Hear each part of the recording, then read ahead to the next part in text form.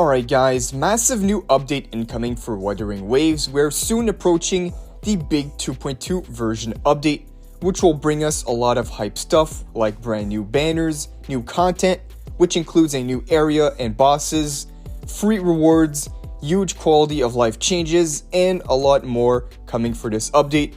We even have a 2.2 special livestream coming out very soon, which I believe is tomorrow on March 21st.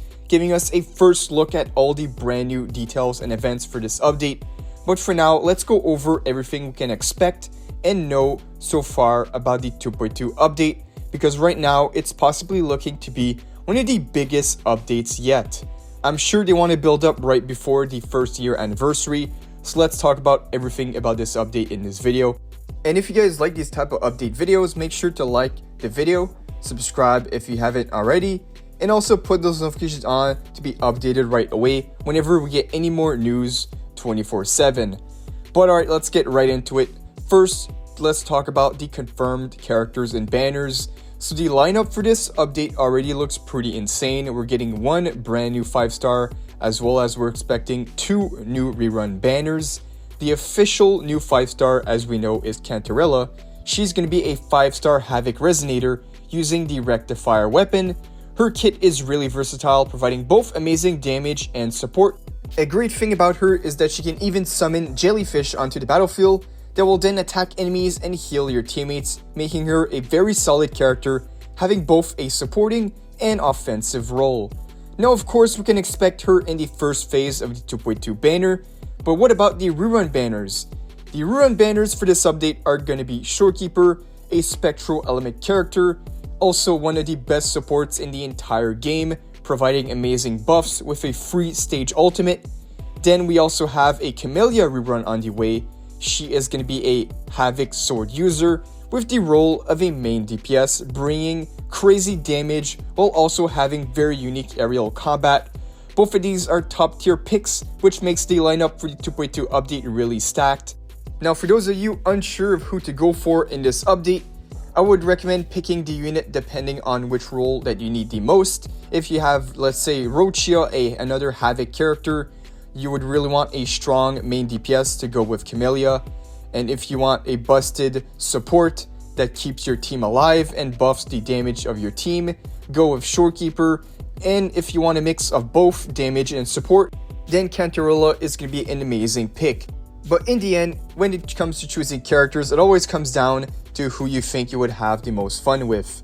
Alright, now the order of these banners are not confirmed yet, but luckily the livestream is going to be very soon, tomorrow, so we should be getting a full breakdown of exactly who are we going to see in these banners, when are these banners are going to be coming out, which 4 stars will be featured as well, so we'll get all the juicy details in that livestream. Now that is not all for the new characters, because the new rover will be getting a brand new addition in this update, a whole new element, the wind element form, and alongside it we're also getting a 5-star weapon completely free. So great news, a free 5-star sword weapon will be made just for the new rover form, designed to give it a very good value. And aside from the brand new rover weapon, we're also expecting a tailor-made echo set for the wind rover. So already some pretty hype news for this update. Now the 2.2 update is also giving us a brand new location, which includes new bosses, 8 brand new echoes, a world boss that is described as a knight that also looks like a fish, maybe mixing with Cantarella's water theme, and we can also expect a brand new weekly boss in this update, and a new hologram, which this time around the hologram is going to be the dragon. So for those looking for a challenge and want a intense boss fight, this should be available at the very start of the 2.2 version update. Alright, now for going over information, providing us more details about the brand new area, because this is pretty interesting. It is going to be called Avenue Lai. Now aside from all the content that I previously mentioned that we're going to be getting in this new area, we have something exclusive to this region, which is called Inverted Tower, which is a mechanic where you can manipulate the gravity, which sounds pretty interesting. It'll be a new mechanic when, let's say, you're going to go solve a puzzle or explore the region. This new gravity mechanic will come into play. We don't have many details on it yet, but maybe when the live stream drops by tomorrow, they will provide more info on that for us. But I'm really glad to see they are trying to add something new and fresh in every region. Maybe the exploration will be very fun with this new mechanic. Now let's move on and talk about the exciting quality of life changes. You might think by this time around we're pretty much running out of quality of life changes since they're giving us so much every single update, but this time around we have quite a lot of new quality of life changes, which is pretty hype. So here's a quick rundown of everything we can expect. So the first quality of life, we have new combat animations for the photo mode. We also have conversation logs that will be added in the game in case you missed out on anything. You'll be able to go and reread all the past conversation logs. And now we have a new title system for your achievements. So for those who want to show off like the Babel Tower scores or a bunch of other titles, you'll be able to put them in your profile. More portable waypoints are being added, up to 10 waypoints. So a helpful quality of life change, they'll be able to reduce your travel time by setting up your very own waypoints to locations that are already marked on the map. So really useful. And now we have a new echo roll system, which means you'll be able to roll main stats on your echoes. So let's say you're having a hard time getting crit damage or crit rate on one of your main stat echoes. Now you can simply roll it and hope that you get the main stat that you're looking for. So this should provide a lot of help when building characters.